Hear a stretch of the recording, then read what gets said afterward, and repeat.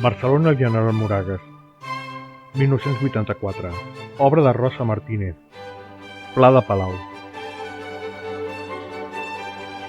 Bust en bronze del general Josep Moragues. Reproducció de Rosa Martínez basada en un original de l'historiador Lluís Pujal. Inaugurat al Pla de Palau el 1984, on va romandre fins l'any 1999 i reinstal·lat en aquest mateix lloc el 2013. Compost per un pedestal de pedra amb el bust del general Josep Moragues i la inscripció Barcelona, el general Moragues, 1669-1715, heroi i màrtir de Catalunya. És obra de l'escultora Rosa Martínez.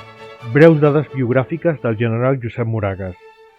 Josep Moragues va néixer a Sant Hilari Sacalm el 1669 i va morir a Barcelona el 1715. Va ser un dels més destacats generals catalans que van enfrontar-se a les tropes borbòniques durant la Guerra de Successió. Acabada la guerra va ser capturat pels borbònics, condemnat a mort i executat el 27 de març de 1715. Els borbònics van arrossegar Moragues pels carrers de Barcelona, el van decapitar i esquarterar.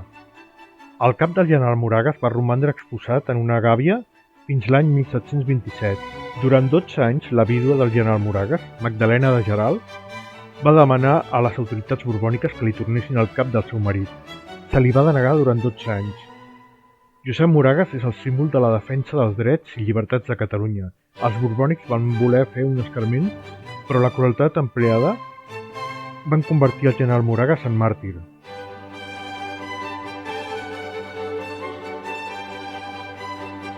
Busto en bronce del general Josep Moragues. Reproducción de Rosa Martínez basada en un original del historiador Lluís Pujal. Inaugurada en el Pla de Palau en 1984, donde permaneció hasta 1999, y reinstalado en este mismo lugar en 2013. Compuesto por un pedestal de piedra con el busto del general Josep Moragues y la inscripción Barcelona al general Moragues, 1669-1715, heroi i màrtir de Catalunya. Barcelona al general Moragues, 1669-1715, héroe y mártir de Cataluña. Es obra de la escultora Rosa Martínez. Breves datos biográficos del general Josep Moragues. Josep Moragues nació en Sant Hilari Sacalm en 1669 y murió en Barcelona en 1715. Fue uno de los más destacados generales catalanes que se enfrentaron a las tropas borbónicas durante la Guerra de Sucesión.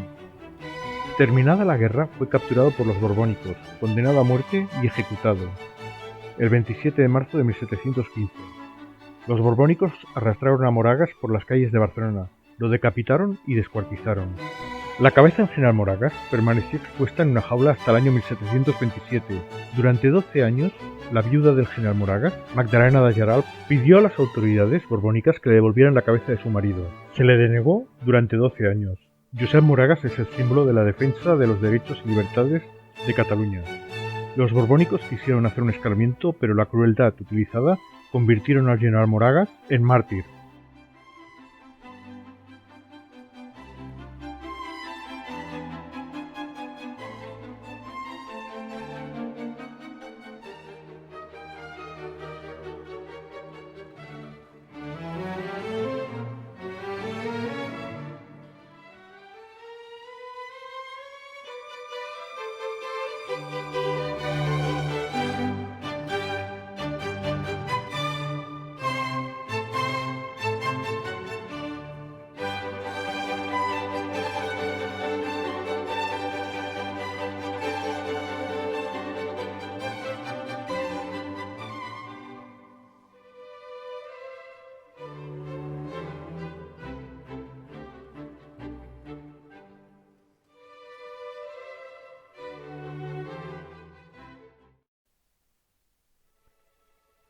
Fanal de Pla de Palau, 1890. Obra d'Antoni Gaudí.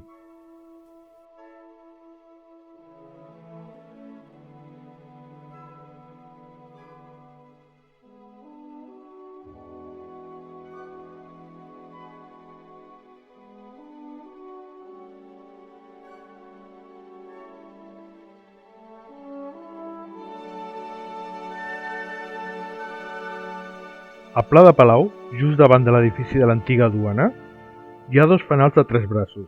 creats el 1890 per l'arquitecte reusenc Antoni Gaudí. Són molt semblants als dos fanals de la plaça Reial, també dissenyats per Antoni Gaudí, però aquells de 6 braços.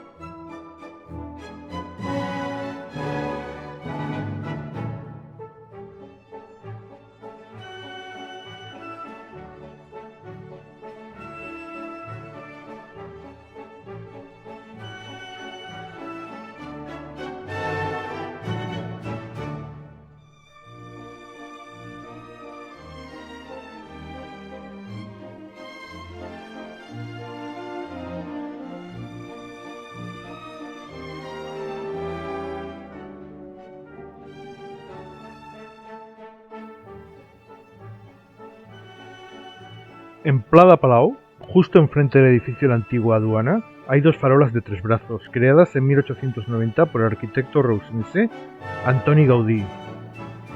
Son muy parecidas a las dos farolas de la Plaza Real, también diseñadas por Antoni Gaudí, pero aquellas de 6 brazos.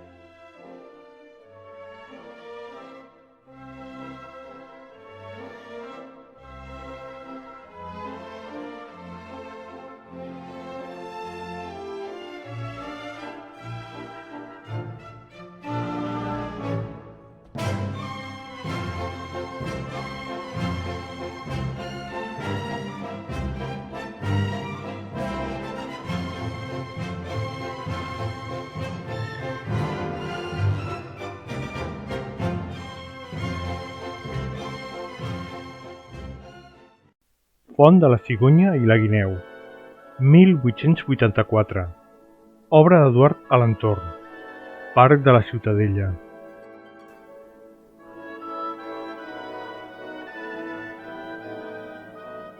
És una font d'obra vista en 2 nivells, ambdós en forma hexagonal.